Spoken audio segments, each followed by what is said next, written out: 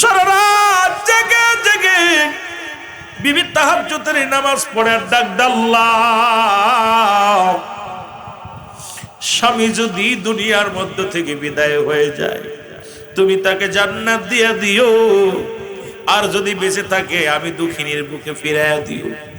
কাঁদতে কাঁদতে দুঃখিনী মা স্বামীর জন্য চোখের পানি ফেলে ফেলে 40টা বছর কাটায় দিল। এ আমার ভাইরা, আমার বন্ধুরা, আমার 40 বছর জেল খাটিয়া ফারুক ছাড়া পাইলেন। ছাড়া পাওয়ার পর উনি দেশের বাড়িতে আসলেন। আসিয়া দেখে ও যুবক, উনি এসে যখন আস্তে আস্তে ফজরের নামাজের সময় হয়ে গেল, ফজর উনি চিন্তা করে, হারে যেহেতু আমি দেশে ফিরে এসেছি ফজরের নামাজটা আমি আদায় করিনি। উনি নামাজের জন্য মসজিদের মধ্যে যাইয়া যখন নামাজে দাঁড়াইলেন, ইমাম সাহেব হুজুর ওই মসজিদের ইমাম ছিলেন হযরতে রাবিয়া রাহমাতুল্লাহ আলাইহি। তৎকালীন জামানায় ইমাম মালিকের উস্তাদ, যার নাম হলো ইমাম মালিকের উস্তাদ, যিনি মুসলমান শুনে নেন খুব গভীর মনোযোগ, তার নাম ছিল হযরতে রাবিয়া। ইনি ছিলেন ইমাম মালিকের উস্তাদ, জবরদস্ত আলেম, শিক্ষক। উনি ইমামতি করতেছেন মসজিদের মধ্যে, এত সুন্দর কোরআন তেলাওয়াত করে। ফজরের নামাজের কোরআন তেলাওয়াত শুনে পিছন থেকে হযরতে ফারুক নামাজ শেষ করে সব মুসল্লি চলে গেলেন। হযরতে ফারুক বসে আছে, হারি 40টা বছর আমার বিবির গর্ভে সন্তান দিয়ে গেছিলাম, 1 মাসের ছেলে, যদি এইরকম একটা আলেম হতো রে। এই ইমাম সাহেব এত সুন্দর কোরআন তেলাওয়াত করেছে, মন কেড়ে নিছে, আমার প্রাণ কেড়ে নিছে। আমি ইমাম সাহেবের একটু দেখবো এত সুন্দর কোরআন তেলাওয়াত করলো কে। এই কোরআন তেলাওয়াতে আসলে বাবার সঙ্গে সন্তানের একটা সম্পর্ক অন্যরকম। বাবা তো চেনে না, ছেলেও চেনে না, তারা জানে যে মারা গেছে, বাবা মারা গেছে। মুসলমান শুনে নাও, এবার হযরতে ফারুক উনি মসজিদের বারান্দায় বসে আছে, মুসল্লিদের জিগায়, ভাই ইমাম সাহেব যে ইমাম সাহেব হুজুর নামাজ পড়লেন তার নাম কি? কয় তুমি কি তারে চেনো না? তোমার বাড়ি কই গো? কয় আমার বাড়ি এই মহল্লায়। কয় ইনি হলো জবরদস্ত আলেম, যিনি ইমাম মালিকের উস্তাদ, এনার নাম হলো হযরতে রাবিয়া। জোরে জোরে চিল্লায়া বলা যাবে না মারহাবা। রাবিয়াকে দেখিয়া বসা আছেন, হুজুরকে দেখে একটা সালাম দিলেন, আসসালামু আলাইকুম। ওয়ালাইকুম আসসালাম, বুকের সঙ্গে জড়া ধরলেন। আপনারা তো চিনলাম না ইমাম সাহেব হুজুরকে, আপনারা তো চিনলাম না। বাবা আমি বাড়ি অমুক, আমার বাড়ি এলাকায়, আমি 40টা বছর বাইরে ছিলাম। এলাকার মানুষগুলো যাদেরকে দেখে গেছি মুরব্বী গ্রাম অনেকেই মারা গেছে, অনেকেই মারা গেছে। মুসলমান শুনে নাও, শুনে নাও, এর মধ্যে তাদের ফিরে পাই নাই। আর আমারে অনেকে চেনে না, আমিও যে বাড়ি ছিলাম বাড়ি হারিয়ে ফেলেছি বাবা, আর চিনি না, কারণ এগুলো সব আমি ভুলে গেছি। এগুলো যখন বলা শুরু করলেন, আর এদিকে উনি বাবা সন্তানের সঙ্গে সাক্ষাৎ হলো, কিন্তু পরিচয় নাই। ও যুবক, গভীর মনোযোগ। এবার উনি মসজিদের মধ্যে হাত উঠায় কাঁদতে বলে, আল্লাহ আজ না জানি রে আমার বিবির গর্ভে সন্তান, ছেলে সন্তান হয়েছে কি মেয়ে সন্তান হয়েছে, না জানি আমার বিবি মারা গেছে, না জানি আমার সন্তান মারা গেছে। আল্লাহ তাদেরকে আমি কই পাবো? তাদের তো খোঁজ খবর আমি রাখি নাই, খোঁজ তাদের সঙ্গে যোগাযোগ নাই। রব্বুল আলামিন আমি তাদের কেমনে সন্তান পাবো? এই বলতে বলতে হঠাৎ ওনার মনের ভিতরে ওই বাড়িটার স্মৃতি বেশি উঠলো। হঠাৎ করে গেলেন ইমাম সাহেবের বাড়িতে। ইমাম সাহেবের বাড়ি পর্দা, গেটটা যখন অতিক্রম করে ভিতরে ঢুকলেন ঘোড়া নিয়ে, সঙ্গে সঙ্গে এ যুবক হযরতে রাবিয়া বাইরে ছিলেন, যা হযরতে ফারুককে ধরে ফেললেন। ধরার পর সুর সন্দেহে ধরলেন, ধরার পর এবার তাকে ধরে যখন নিয়ে রাখলেন, রাখা পর লোকজনদের ডাক দিলেন, তোমরা কে কোথায় আসো? আমার বাড়িতে চোরে চুরি করার জন্য চোর প্রবেশ করেছে। ইমাম মুসলমান শুনে নাও। এবার রাবিয়া বলেন, আমার ছাত্র বর্তমান জামানার ইমাম মালিক, উনি আসবে, বিচার হবে। ইনার আমার ঘরে ঢুকছে, আমি ইমাম মানুষ, আমার বাড়িতে বেগানা বেগানা পুরুষ ঢুকছে, আমার মা ঘরের মধ্যে আছে, সুতরাং অনুমতি ব্যতীত রাত্রে ঘরের বাড়ির ভিতরে প্রবেশ করেছে। ইমাম মালিকের আসলে এরপরে বিচার হবে, এই বিচারের জন্য ডাকলেন। তখন হযরতে মুসলমান ফারুক বলে, বাজান রে, আমি কোনো চোর নয়, শোনো, আমার বিবি ছিল, আমার বিবির এই নাম। আমি আজ থেকে 40 বছর আগে আমি ইসলামের জন্য, মুসলমানদের জন্য আমার সব কিছু বিসর্জন দিয়ে আমি তুর্কিস্তানে চলে গিয়েছিলাম। কারণ আমি এই দুনিয়ার মধ্যে যখন আমি যাই, তখন আমার বিবির গর্ভে 1 মাসের সন্তান রেখে গেছিলাম। যদি আজকে আমার ছেলে সন্তান হতো, তোমার মতো এত বড় হতো বাবা, তুমি আমার শুধু শুধু চোর বানাইতেছো। আমি চোর নয়, এই বাড়িটাই হলো আমার। জোরে জোরে চিল্লায়া বলা যাবে না আমার হাবা। যখন চোর মনে মুসলমান এই কথাগুলো বলতেছিলেন, ওদিকে হযরতে রাবিয়ার মা, যিনি ফারুকের বিবি, উনি তো স্বামীর সঙ্গে কাঁদতে কাঁদতে চোখে ঘা হয়ে গেছে, চোখ দুটি বড় অন্ধ হয়ে গেছে। কিন্তু ছেলেটাকে লালন পালন করেছে মুসলমান, জবরদস্ত একজন আলেম বানাইছে।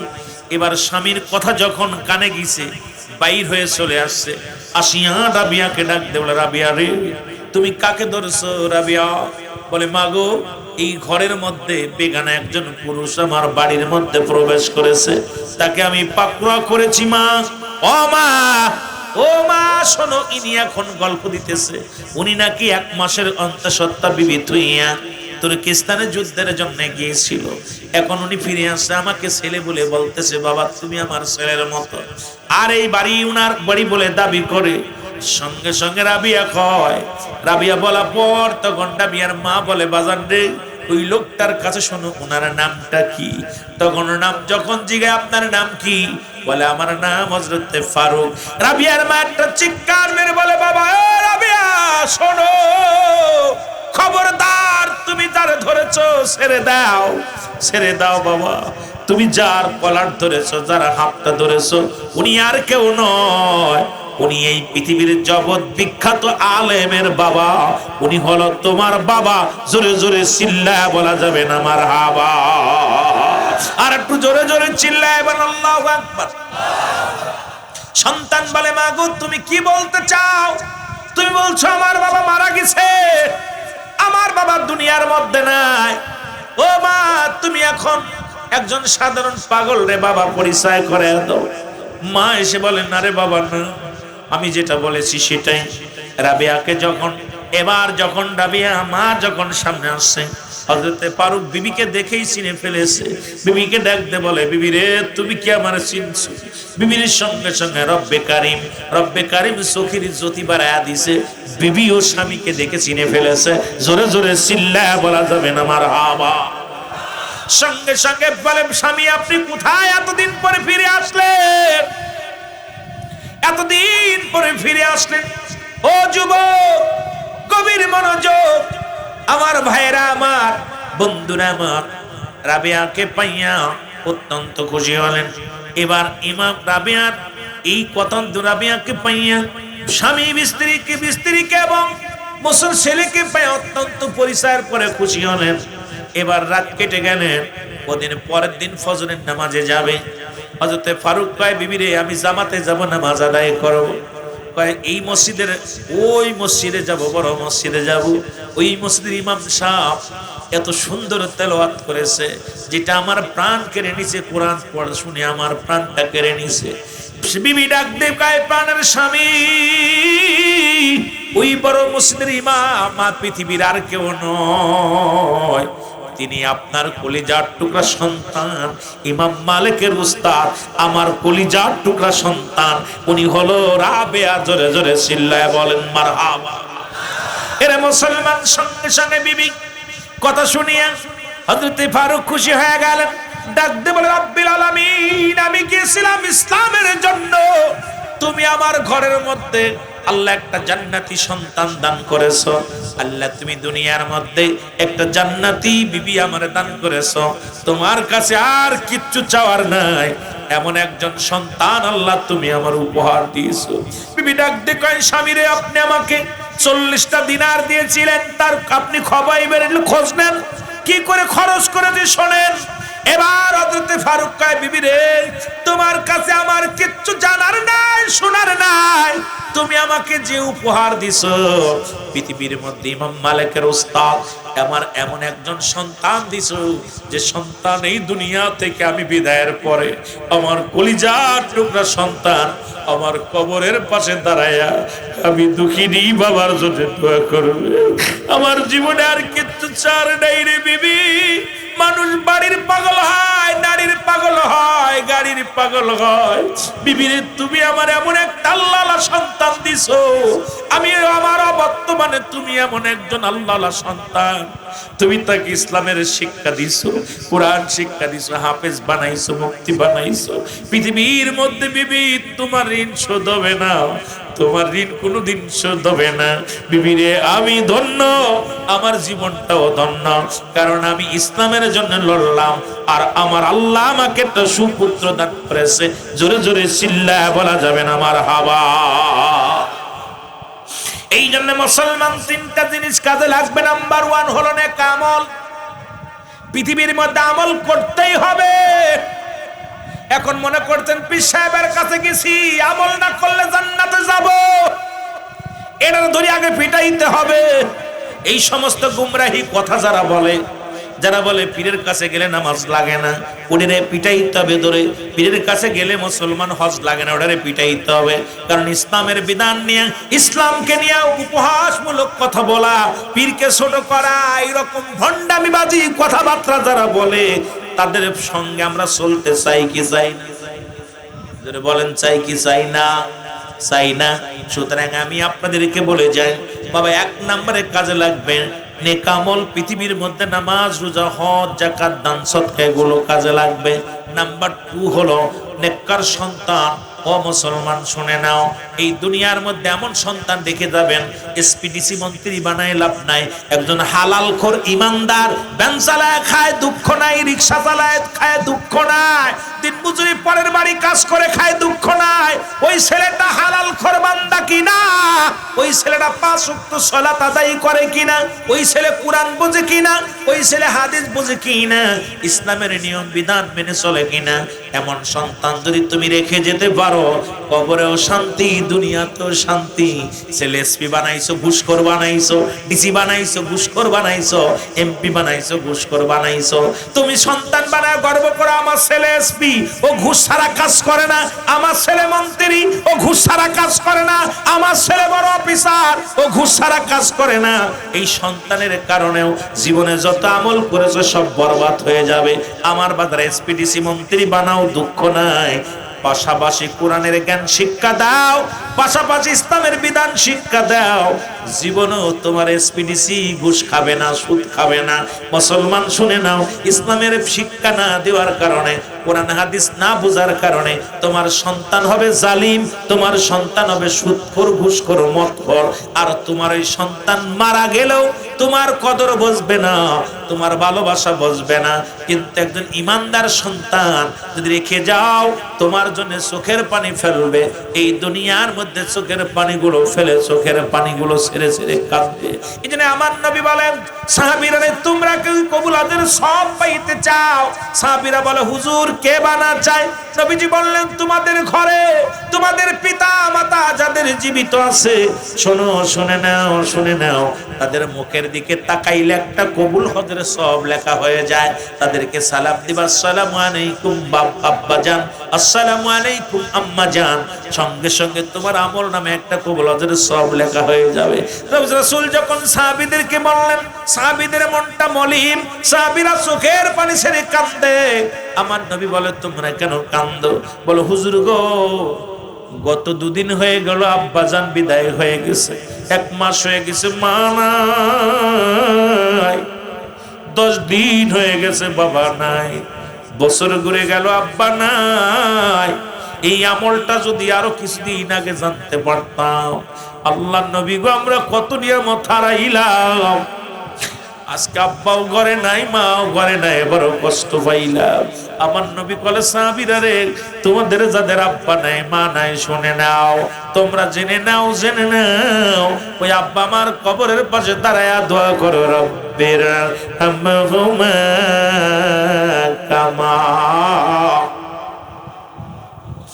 জোরে বলেন, রব্বির হামহুমা কামা রব্বায়ানি সগীরা। মুহাব্বতের সঙ্গে দুরূদ শরীফ পড়ুন, আল্লাহুম্মা।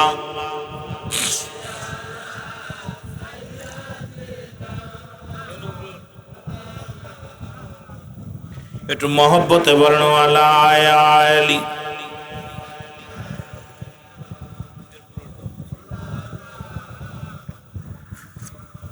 আল্লাহুম্মা সাল্লি।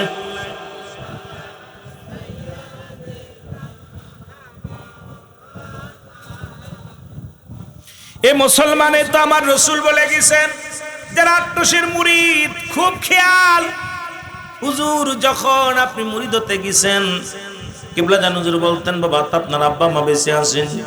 যদি বলতেন আছেন বাবা, বলতেন বাবা মার খেদমত করবেন, বাবা মার প্রতি শ্রদ্ধাশীল হবেন, বাবা মার প্রতি অনুগত্য করবেন, বাবা মার অনুমতি নিয়ে আসবেন। কিবলা জান হুজুর কেমন ভালোবাসতেন, একটা কথা আমার মনে পড়ে গেল না মুসলমান। চিটাগাঙ্গের এক জাকের ভাই, উনি চাকরি নিয়ত করলেন, আমি চাকরি পাইলে প্রথম মাসের বেতন দিয়া। আট্টসি হুজুরের মুরিদ যুবক মানুষ নিয়ত করেছেন, যদি আমি চাকরি পাই প্রথম মাসের বেতন দিয়া হুজুরের জন্য আমি ফল কিনে নিয়ে যাব। বড় স্বপ্ন নিয়া উনি চাকরি, আল্লাহ চাকরি দিলেন, বেতন পাইলেন। প্রথম মাসের বেতন নিয়ে উনি একটা কি করলেন মুসলমান, শুনে নাও, লেবু কিনলেন, বড় বড় লেবু কিনলেন চিটাগাং থেকে কিনিয়ে।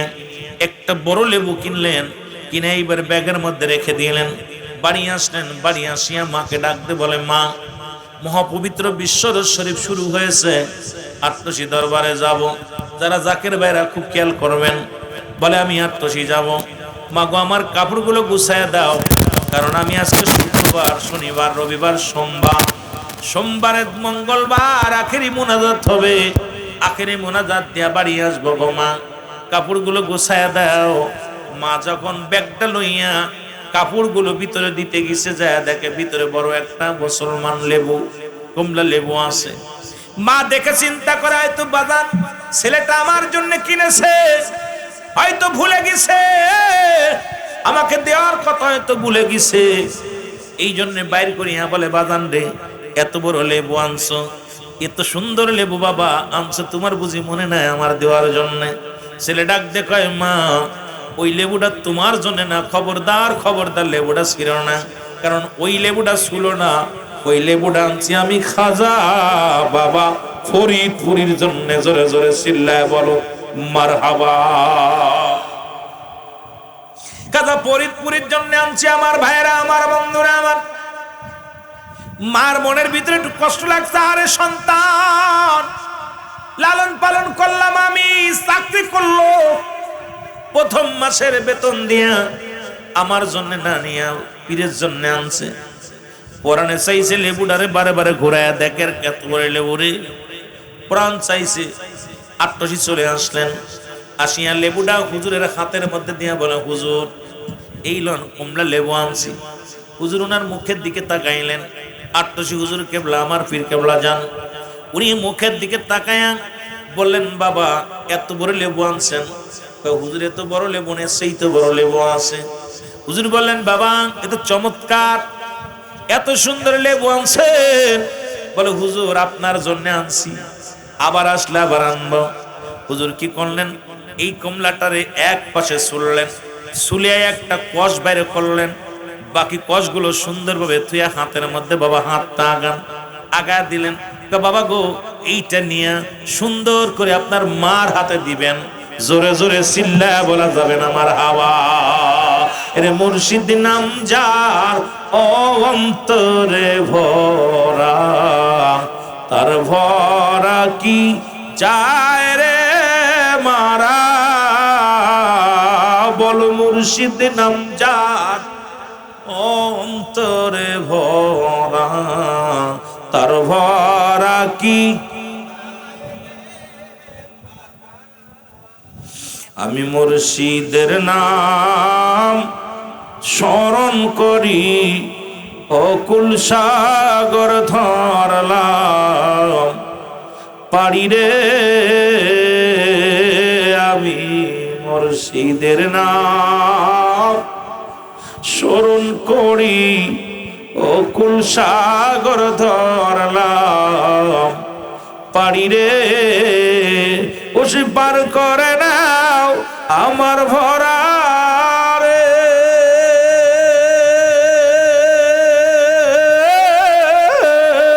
মুর্শিদ পার করে নাও আমার ভরা রে, উঠছি তোমার ভাঙ্গানায়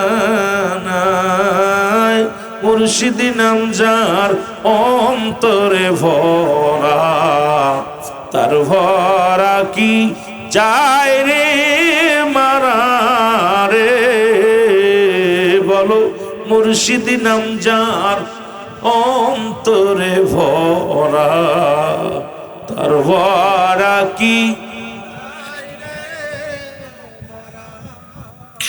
আমি যখন পড়ি ঘুরবি পদে মুর্শিদ আমার সামনে খাড়া রে, আমি যখন পড়ি ঘুরবি পদে মুর্শিদ আমার সামনে খাড়া রে, ও সে পার করবে না ধনী মানি রে,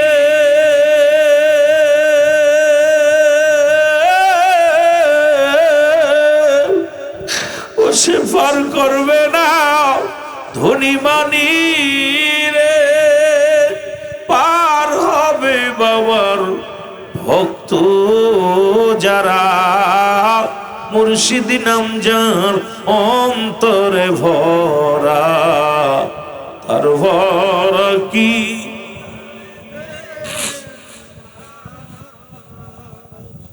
এ আমার ভাইরা আমার বন্ধুরা আমার কেবলা জানো দূরে ডাকতে বলে বাবা এই কমলাটা নাও নিয়ে তোমার আম্মা জানকে দিবা, কমলাটা নিয়ে যা মাকে ডাকতে বলে মা তুমি বড় ভাগ্যবান গো মা, কারণ নাট্যশীর হুজুর তোমার জন্য কমলা পাঠিয়ে, তুমি বড় ভাগ্যবান তুমি বড় ধন্য গো মা।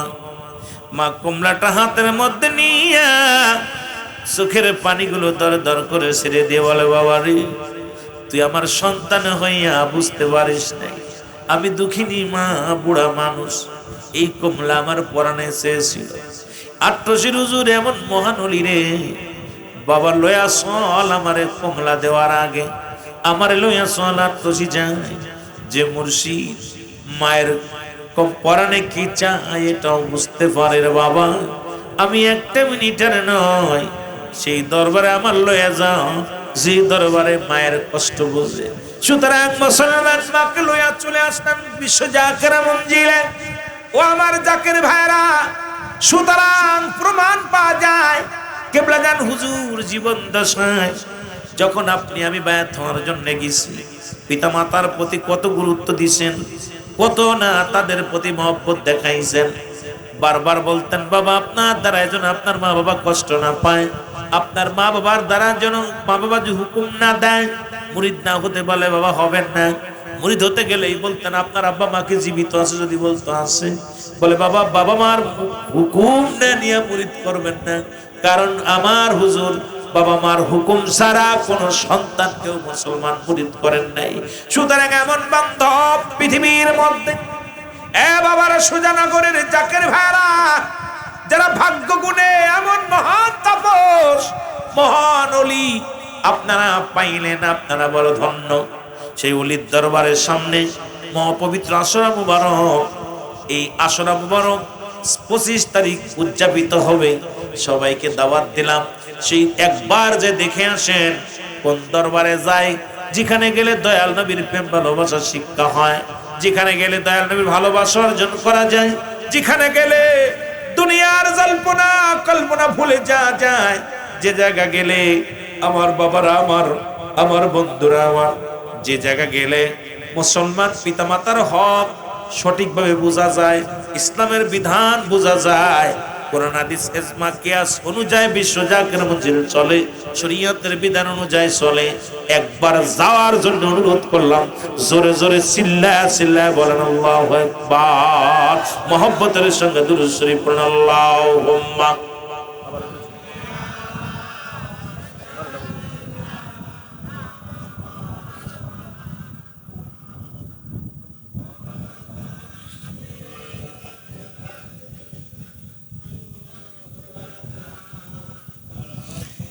আমার মূল উদ্দেশ্য আলোচনা বলতেছিলাম, মসজিদের কথা মনে আসেনি, হঠাৎ করে বাতিজা মনে করে দিছে। উদ্দেশ্য কিন্তু আমি মসজিদের কথা।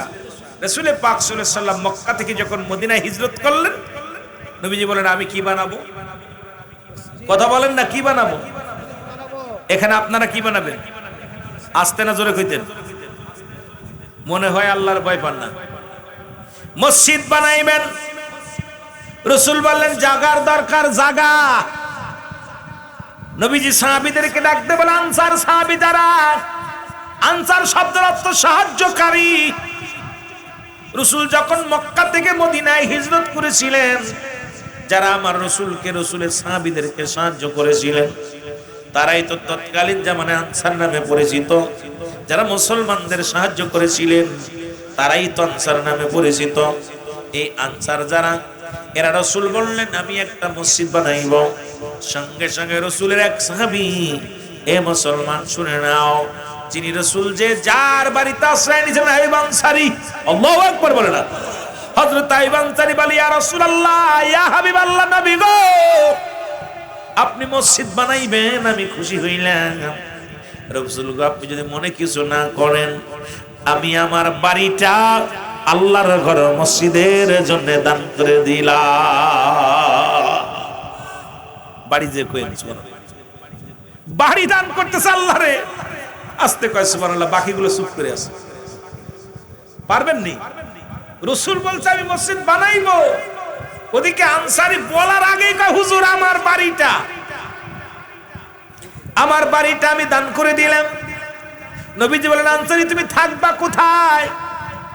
তুমি দান করে দিলাম, মসজিদ বানাইবো, থাকবা কোথায়? তোমার একটা থাকার জায়গা তো দরকার, কারণ তোমার বাড়িতে আমি উঠছি, তোমার আশেপাশে আমার সাহাবীরা উঠছে, এখন তুমি থাকবা কোথায়?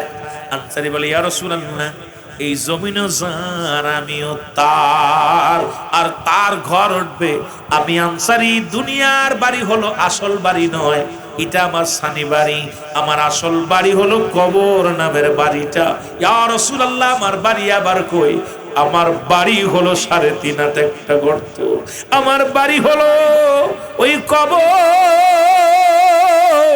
দয়া করে রাসূল গো, যদি আমার হাদিয়া মুবারক টুক নিতেন, আমি অত্যন্ত খুশি হতাম ইয়া রাসূলুল্লাহ, ইয়া হাবিবাল্লাহ, কারণ আমার এই বাড়িটা আল্লাহর ঘর বানানোর জন্য দান করতে চাই। নবীজি নিলেন, নবীকে আমি খুশি হয়ে নিলাম। সুবহানাল্লাহ, আরো জোরে। রাসূল খুশি হয়ে নিলেন, নেয়ার পর নবী বললেন আমি জায়গা পেলাম, এখন তো জায়গার আমি একটা সন্ধান হলো। আমার আনসারী, আইয়ুব আনসারী, উনি জায়গা দিলেন মসজিদ বানানোর জন্য। এখন তো জায়গা পেয়ে গেলাম, এখন জায়গাটা যেহেতু পাইলাম, এর ওয়াল লাগবে, খুঁটি লাগবে, সামিয়ানা লাগবে। কে কি পারো? আমার সাহাবীরা নেই। সাহাবীরা কি করলেন? প্রতিযোগিতা শুরু করলেন।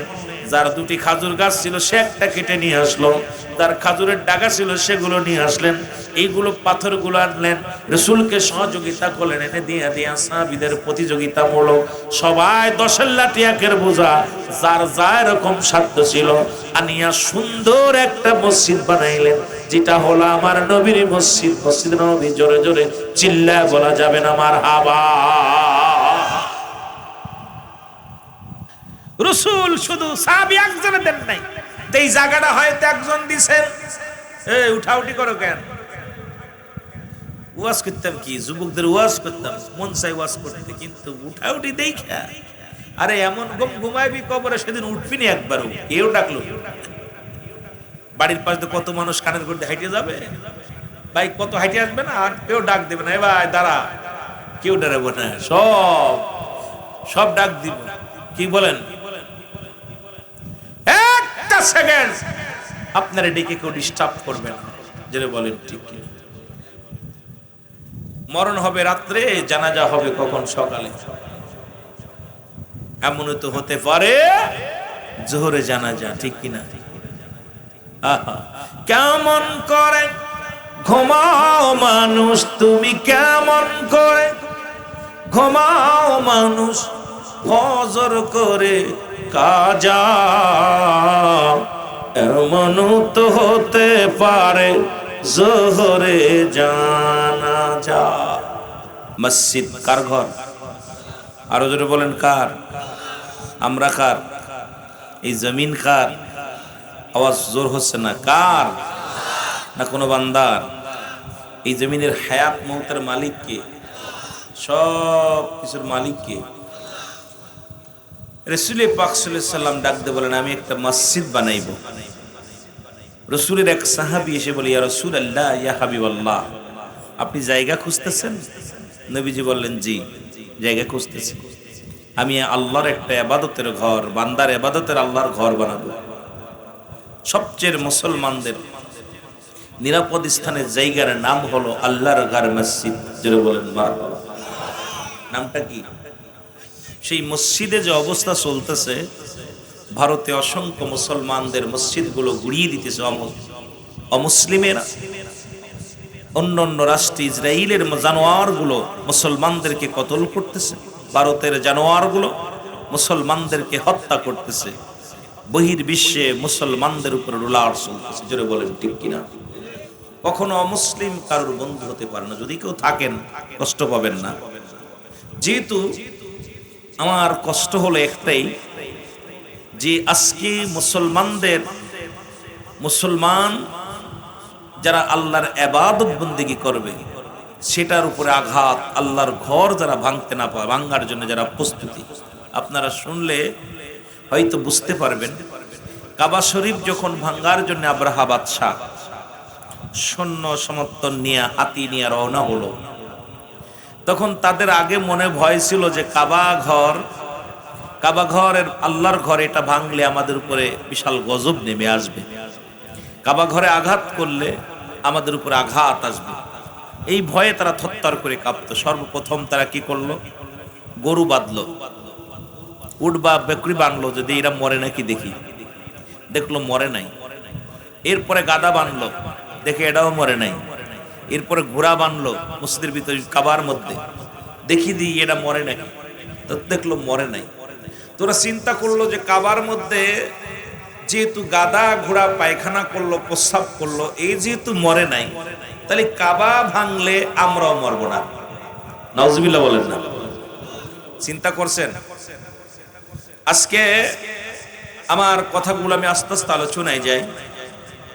আমার বাজানেরা, তখন কাবা ভাঙ্গার জন্য আবরাহা বাদশাহ সৈন্যগুলো নিয়ে রওনা হলেন। আল্লাহ বলেন, আলাম তারা, আপনি কি দেখেন নাই?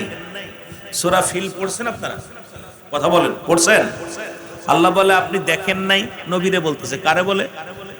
কথা বলেন না, কারে? নবীজিকে বলতে, আলাম তারা, আপনি কি দেখেন নাই? নবী তখনও আসেন নাই, রসুল দুনিয়ায় তখনও আসেন নাই। তখন রসুল দুনিয়া আসার আগে কোন কিতাব বলতেছেন 26 দিন আগে। রসুল দুনিয়ায় আসার আগে 26 দিন আগে কাবা শরীফ ভাঙার জন্য প্রস্তুতি নিয়েছিল। তখন রব্বুল আলামিন এই কাবাটাকে রক্ষা করেছিল ক্ষুদ্র ক্ষুদ্র পাখি দিয়া। মারহাবা বলেন না? আরো জোরে। এই ক্ষমতার মালিক কে? পাখিগুলো উপর থেকে ছোট্ট দানাগুলো ফেলেছে। আব্রাহা বাদশাহ বড় বড় সৈন্য, হাতি সব দুলাসাত হয়ে গেছে। সুতরাং বহির্বিশ্বের যে সমস্ত জানোয়ারেরা মুসলমানদের আঘাত করতেছে, ইসলামের উপর আঘাত করতেছ, আমার রব্বে করিম যেদিন ধরবে, পৃথিবীর কোন বাবার ক্ষমতা নাই এখান থেকে ছুটার। জোরে বলেন ঠিক কিনা? আর একটু জোরে বলেন ঠিক কিনা? তোমরা কান কোথায় মুসলিম মিল্লাতের সাপের লেজ দিয়ে কান খাজাচ্ছ, বাঘের লেজ দিয়ে কান খাজাচ্ছ। মুসলমান জাতি কখন দোয়া হাত উঠায় দিবে? যখন হাত উঠায় দিবে রব্বে করিমের দরবারে কোন পাগলের ফরিয়াদ কবুল হয়ে যাবে, সঙ্গে সঙ্গে তোমরা ধূলিসাৎ হয়ে যাবে। জোরে বলেন ঠিক কিনা? আরো জোরে বলেন ঠিক কিনা? কথা বলবেন দাদু ভাই। আমি আগেই বলছি আমি এত বড় বক্তা না, আমি জান্নওয়ালা না, বন্যওয়ালা না। তবে আমার মনে বড় কষ্ট, বহির্বিশ্বের দেখে, ভারতের আজকেও দেখলাম কয়েকটা মসজিদ, তবে অত্যন্ত আনন্দ লাগতেছে যে মুসলিম জাতির কানে পানি গেছে, এরা এখন জাগতা শুরু করেছে। মুসলমান মরতে রাজি, জীবন দিতে রাজি, কিন্তু মকসদে রাজি নয়। জোরে বলেন ঠিক কিনা? এই জন্য আমাদেরকে সজাগ থাকতে হবে। জোরে বলেন মারহাবা। বন্ধুগণ আমার, ওয়াজের শুরু থেকে কিছু কথা আমি বলে যাই। হযরত ওমর ফারুক নামে একজন ব্যক্তি, মুসলমান গভীর মনোযোগ, খুব খেয়াল করা লাগবে। যখন সিরিয়াতে যুদ্ধ শুরু হয়ে গেল, মিশরে যুদ্ধ শুরু হয়ে গেল, তখন ওই ব্যক্তি ইমাম সাহেব মসজিদের মধ্যে দাঁড়ায় বলতেছেন, তোমরা কেউ আসোনি, তোমরা এমন কেউ আসোনি নবীর উম্মতের পাশে দাঁড়ানোর জন্য। আমার নবী রাহমাতুল লিল আলামিনের উম্মতের কান্ডারি, নবী রহমতের ভান্ডারি, নবী আমার উম্মতের মায়ে সারা জীবন কেটে গেলেন। রাসূল তো নিজেই বলেন, হায়াতি খায়রুল লাকুম, আমার হায়াতের জিন্দেগিটা আমার উম্মতের জন্য কল্যাণ স্বরূপ। জোরে জোরে বলো মারা। আর একটু জোরে। এই খবরটা যখন মুসলমান গভীর মনোযোগ মসজিদের মধ্যে দাঁড়ায় এলাহাম দিলেন, হযরত ফারুক গভীর মনোযোগ, নাম তার হযরত ফারুক। উনি সবে মাত্র বিয়ে করেছে 1 মাস, বিবির গর্ভে সন্তান 1 মাস। উনি ফজরের নামাজটা পড়ে বাড়ি গেলেন।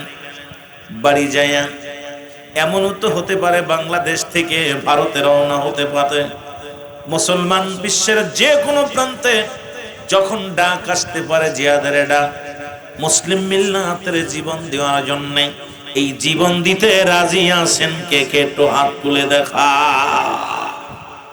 নারায়ে তাকবীর, নারায়ে তাকবীর, নারায়ে রিসালাত।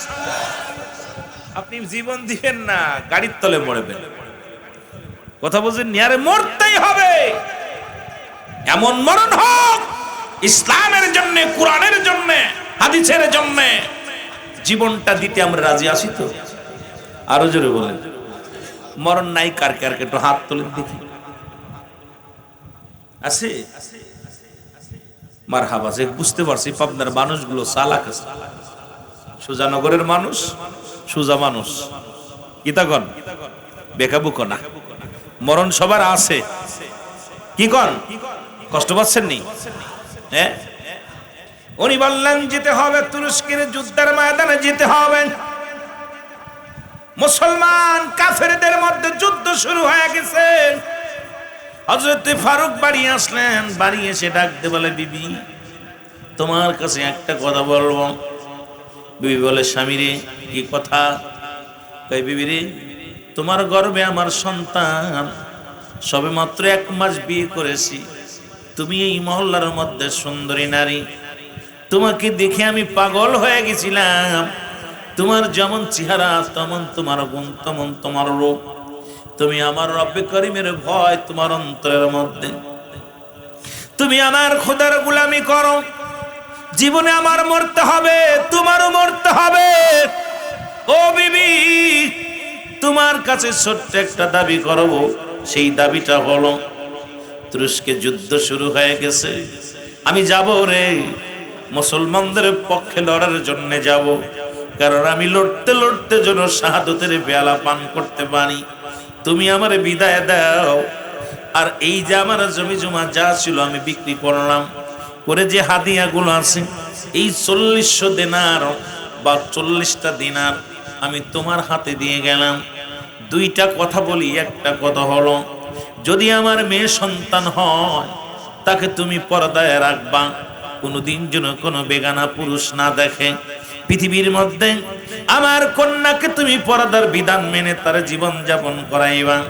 যদি ফিরে না আসতে পারি, যখন উপযুক্ত হয়ে যাবে, তাকে তুমি সুন্দর একজন আদর্শবান ছেলে, যে ছেলেটা আল্লাহর ভয় আছে, যে কোরআনের পাগল, যে ইসলাম মানে, যে নবীর প্রেমিক, যে কোরআন বোঝে, যে আল্লাহর জন্য পাগল, এই প্রেমিকের হাত সে একজন ভিখারি হোক, সে একজন দিনদরদি মানুষ, মুসলমান শোনে নাও, একজন ভিক্ষুক হোক, ইমানদার একটা ছেলের সঙ্গে আমার কন্যাটারে বিয়ে দিয়ে দিবা।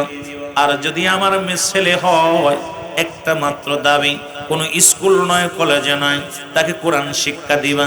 সেজন্য কোরআনের পাখি হয়, কোরআন বুঝতে পারে, হাদিস পড়তে পারে, ইসলামের ন্যায় পরায়ণের জন্য বিচার করতে পারে, পৃথিবীর মধ্যে যেন আমার মওলার গোলাম হইয়া জীবন যাপন করতে পারে। জোরে জোরে চিল্লায় বলা যাবে না মারহাবা। 1 মাসের গর্ভে সন্তান, স্বপ্ন দেখছেন? আর আপনাদের আজকে মাহফিলে খালি বাজার করবো, কোন ভাবে 12 ভাজা কিনবো, নারী পুরুষ একসাথে দেখলাম, সব বদমাইশগুলো এত বদ। মাহফিল শোনার জন্য কিছু বদ আসছে, কিছু বেপরদা মহিলা, বেহাদব, বেহায়াফানা, এই সমস্ত দাউসের জন্য নিজেরাও বিপদগামী আছে, আপনাদেরও বিপদগামী করতেছে, ওরাও বিপদগামী হচ্ছে। জোরে বলেন ঠিক কিনা? সমাজ জাতি নষ্ট। এই জাতিরে যতই বুঝায় কাজ হবে না, যতই বুঝায়, কারণ নিজের বউ কন্ট্রোল করতে পারেন না, মেয়ে কন্ট্রোল করতে, তোর মতো মানুষ মরে যা ভালো। যে ব্যক্তি তোর ফ্যামিলি কন্ট্রোল করতে পারিস না, যে ফ্যামিলির নারী বেপরদায়, যে ফ্যামিলির বউ বেপরদায়, মেয়ে বেপরদায়, গাঁজা মদ খায় ছেলেরা, আমি মনে করি আত্মহত্যা কর, মরে যা, দরকার নেই তোদের মতো গার্জিয়ানের। কারণ কিয়ামতের ময়দানে লাঞ্ছিত হতে হবে, অপমানিত হতে হবে। ওই সন্তানের কারণে জাহান্নামে যেতে হবে, ওই মেয়ের কারণে জাহান্নামে যেতে হবে। বেনামাজি সন্তান, গাঁজা মদখোর সন্তান, বেপরদা নারী, এদের কারণে রব্বে কারীম দুনিয়ার সব ইবাদত বন্দেগী বরবাদ করে দিয়ে জাহান্নামের দিকে নিয়ে যাবে। আল্লাহু আকবার। কষ্ট পান আপনারা? কারণ আমার সারা জীবন যারা পুরন জাকের আছেন, আমি সিদ্দিকী বিশ্ব জাকের মঞ্জিলে ডায়াস উঠে, আমার আলোচনা আমি যেটুকু করি, আমি সমাজের পক্ষে কথা বলা অভ্যাস আমার, জাতির পক্ষে, ইসলামের পক্ষে, নিজের পক্ষের জন্য নয়। একটা মানুষ যদি হেদায়েত হয়, আমার আলোচনা সার্থক, আর যদি না হয়, কিয়ামতের ময়দানে জবাব দিতে পারবো না। অধিকাংশ আলেমের জিহ্বা কাটা হবে, অধিকাংশ আলেমের মুখে গোস্ত থাকবে না, অধিকাংশ আলেমকে সবচেয়ে নিম্ন কাতারের জাহান্নাম, হুব্বুল ফুজুল, জাহান্নামের নিম্ন কাতারের একটা জায়গা, সেখানে ছুঁড়ে মারবে। 3 শ্রেণী আলেম জাহান্নামে যাবে। তার মধ্যে 1 নাম্বার আলেম জাহান্নামে যাবে, মৌলবীরা জাহান্নামে যাবে। কারা? 1 নাম্বার হলো যারা দুনিয়া কামানোর জন্য, দুনিয়ার সম্পদ কামানোর জন্য ইলম অর্জন করছে। নাম্বার 2, দুনিয়ার মধ্যে নিজের নাম যশ খ্যাতি অর্জন করার জন্য, যে আমি বড় বক্তা, আমি বড় মুফতি, আমার মতো বক্তার এই পাবনায় নাই, সুজানগরে নাই, বাংলাদেশে নাই। নাম্বার 3, অহংকার, যে আলেমের ভিতরে অহংকার আছে, অহমিকা আছে। এই যে 3 শ্রেণী আলেম বিনা হিসেবে জাহান্নামে যাবে।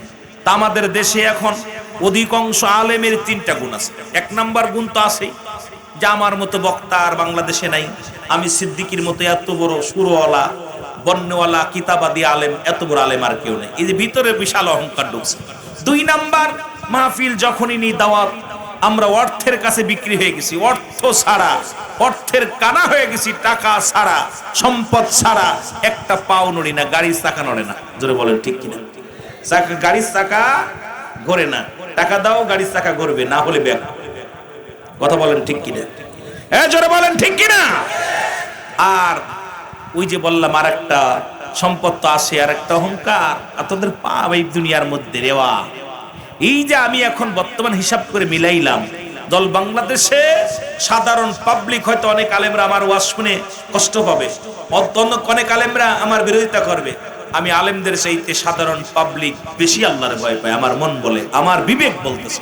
কারণ আমরা জেনে শুনে যদি ভুল করতেছি, যদি বলেন ঠিক কিনা, জেনে শুনে ভুল করতেছি, অর্থের কাছে বিক্রি হয়ে যাচ্ছে।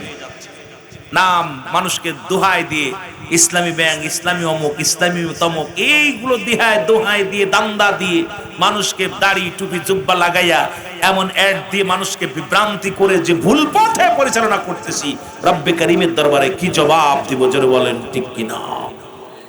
আইরে মানুষ শুধু বেহুশ দুনিয়ার পিছে, কি জবাব দিবি রে তুই আল্লাহর কাছে? বলো কি জবাব দিবি রে তুই আল্লাহ? আরো জোরে বলে নাই রে মানুষ শুধু বেহুশ, রে মানুষ দুনিয়ার পিছে, কি জবাব দিবি রে তুই আল্লাহর কাছে? বলো কি জবাব দিবি রে তুই আল্লাহর? নিঃশ্বাসের বিশ্বাস নাই, কখন জনি মারা যায়, মরিলেই থাকবি ওই না অন্ধকার দেশে, মরিলেই থাকবি রে তুই অন্ধকার দেশে। ছেলে মেয়ে কাঁদবে দুদিন ভুলিবে শেষে, স্ত্রী পুত্র কাঁদবে দুদিন ভুলিবে শেষে। আইরে মানুষ শুধু বেহুশ, আইরে মানুষ, জোরে বলেন না, আরে মানুষ শুধু বেহুশ দুনিয়ার পিছে, কি জবাব দিবি রে তুই আল্লাহর কাছে? বলো কি জবাব? টাকা পয়সা ধন সম্পদ রাখিয়া গেলি জগতে, এগুলো জাহান্নামের কারণ হয় শেষে, এগুলো জাহান্নামের কারণ হয় শেষে। গাজাগুলি খাইবে সবই আপনজনে, থাকিবি কেমনে বাই কবরে আসানে। আরে মানুষ শুধু বেহুশ দুনিয়ার পিছে, কি জবাব দিবি রে তুই? আরো জোরে বলেন কি জবাব দিবি রে তুই? এ মুসলমান গভীর মনোযোগ, বাবার স্বপ্ন কি? বিবি ডাকতে বলে স্বামী, সবে মাত্র 1 মাস বিবাহ হলো গো, ও আমার স্বামী, আপনি যদি যুদ্ধে চলে যান, না জানি আপনি শাহাদাতের পেয়ালা পান করেন, আমি একা ঘরে কেমনে থাকবো? কেমনে আমি দিন কাটাবো? আমার তো দেখার কেউ নাই, আমার তো কেউ একটু খবর নেওয়ার কেউ নাই। স্বামী ডাকতে বলে বিবি রে, এই দুনিয়ার মধ্যে বেঁচে লাভ কি যদি আমার নবীর উম্মত গুলো মার খায়? নবী আমার, যদি আমার নবীর ইসলাম যদি ধ্বংস হয়ে যায়, আমার আল্লাহর মনোনীত দিন যদি শেষ করে দেয় বাতিলেরা, আমি রব্বে কারীমের কাছে কি? বিবি রে, তুমি আমার জন্য দোয়া করো, আমি তুর্কিস্তানে যাব। ওই তুর্কিস্তানে যাইয়া রে ও বিবি, বাতিলের সঙ্গে যুদ্ধে আমি রওনা হয়ে যাব। বাতিলের সঙ্গে যুদ্ধ করে যদি যদি বেঁচে থাকি দেখা হবে, আর যদি মারা যায় দাবি ছেড়ে দিও। এই 2টা দাবি আমি রেখে গেলাম। ওই 2টা দাবির একটা হলো, ছেলে হলে আলেম বানাইবা, মেয়ে হলে তার আলিমা বানাইবা। আর এই দুনিয়ার মধ্যে এই 2টা দাবি রেখে আমি রওনা হয়ে গেলাম। জোরে জোরে চিল্লায়া বলা যাবে না মারহাবা।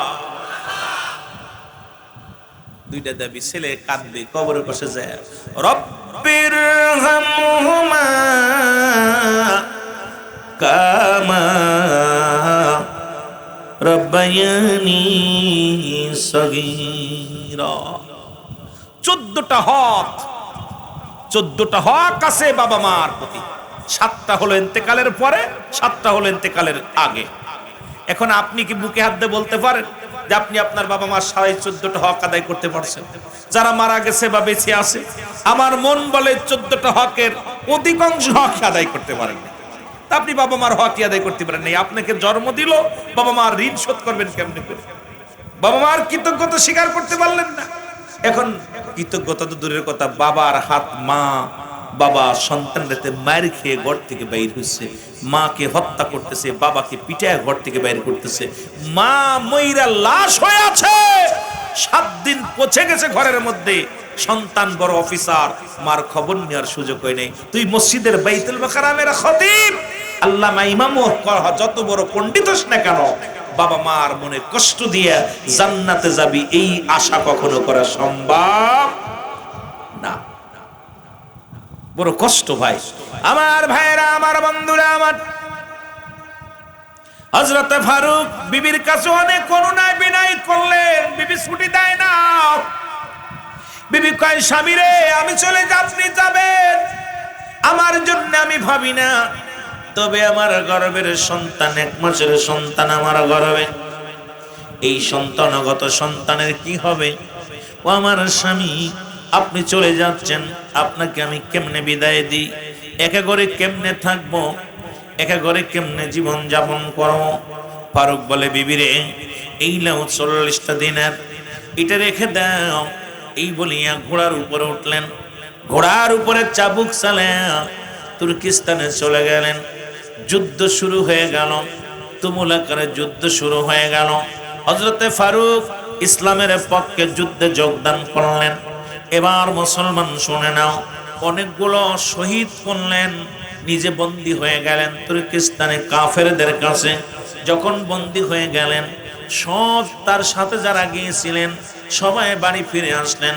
বিবি 1 বছর, 2 বছর, 3 বছর, 5 বছর, এইরকম মুসলমান গভীর মনোযোগ কেটে গেল।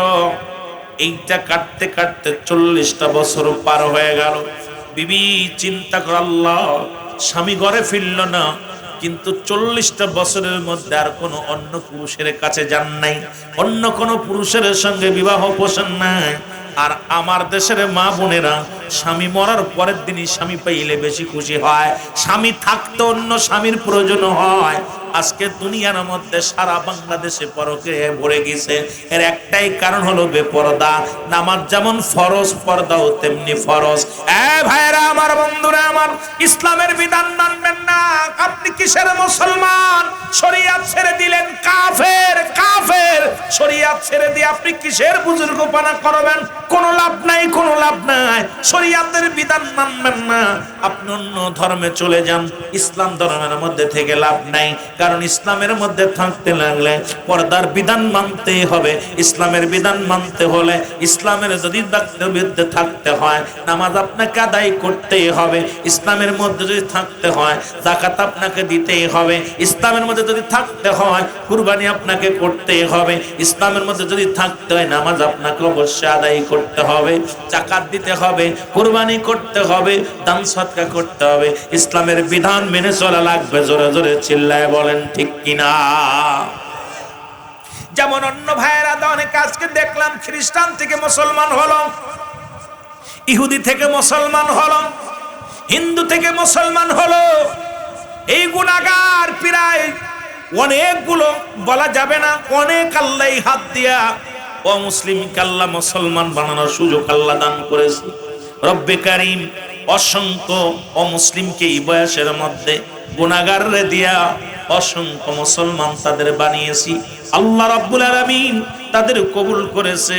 তাদের ধর্ম পছন্দ হয় নাই, অন্য ধর্ম কবুল করেছে। আমিও আপনাদেরকে বলবো, ইসলাম ধর্ম যদি ভালো না লাগে চলে যান অন্য ধর্মে, দরকার নাই আপনার মতো সলিমদ্দি কলিমদ্দিরকে। কিন্তু ইসলামের মধ্যে থাকিয়া ইসলামের অবমাননা করবেন, কোরআনের অবমাননা করবেন, সুন্নাতের অবমাননা করবেন, আমার রাসূলের অনুসরণ অনুকরণ করবেন না, আপনার মতো মুসলমানের ইসলামের মধ্যে দরকার নাই। জোরে বলেন ঠিক কিনা? সারা পৃথিবীর মানুষ যদি নামাজ না পড়ে আল্লাহর ক্ষতি নাই, আসেনি? আস্তে না, আস্তে বলবেন না, জোরে বলবেন। আমার মনে হচ্ছে আপনারা কষ্ট পাচ্ছেন। আমি বেশি কোন আলোচনা করবো, কারণ আমি বাস্তববাদী বক্তা। রুহুল আমিন সিদ্দিকী বাস্তববাদী বক্তা, যুবকদের নিয়ে আলোচনা, বাস্তবমুখী আলোচনা করি বেশি। এটা আমার অভ্যাস। ছোটবেলা থেকে আলোচনার ময়দানে গেলে 2 ঘন্টা আলোচনা করলে 1 ঘন্টা আমি হক কথার উপর আলোচনা, আর 1 ঘন্টা হয়তো কিছু আপনাদের বিস্তারিত কিছু কথা বলি।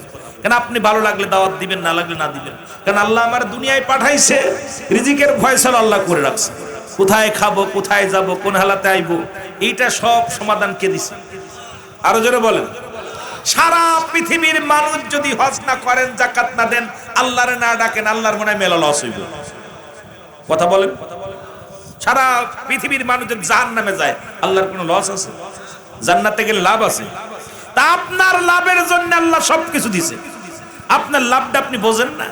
সব বোঝেন যে এবার এই ব্যবসা করলে লাভ হইব, এবার এটা করলে লাভ হইব, তা আমার আল্লাহর গোলামি করলে আমি নাজাত পাবো, এই চিন্তা যদি আপনার ভিতরে না থাকে, আপনি চলে যান মূর্তি পূজারীর দলে। আপনার থাকতে কইছে কিনা? থাকতে কইছে কিনা? চলে যান ও দলে, ভালো লাগে। নামাজ কাফের এবং মুসলমানদের মধ্যে পার্থক্য হলো নামাজ। নামাজ পড়েন না, দাড়ি রাখছেন, দাড়ি মাজা সমান দাড়ি রাখছেন, অথচ মসজিদে আযান দিলে বয়া বয়া টিভি দেখতেছেন, অন্য কাজে লিপ্ত হচ্ছেন, নামাজের ধারে যাচ্ছেন না। ইচ্ছা মতো নামাজ পড়ে, হয় দেখা গেল আসর পড়ে, জোহর পড়ে না, জোহর পড়ে মাগরিব পড়ে না, মাগরিব পড়ে ফজর উঠেই না। এ কমন মানুষ। ইচ্ছাকৃত যে ব্যক্তি এক ওয়াক্ত নামাজ কেড়ে কাটা গেল, সে ইসলাম থেকে ছুটে গেল, মুসলমান থেকে জুদা হয়ে গেল, কাফের হয়ে গেল। ইচ্ছাকৃত নামাজ কাজা দেওয়া হারাম, কবিরাই গুনাহ।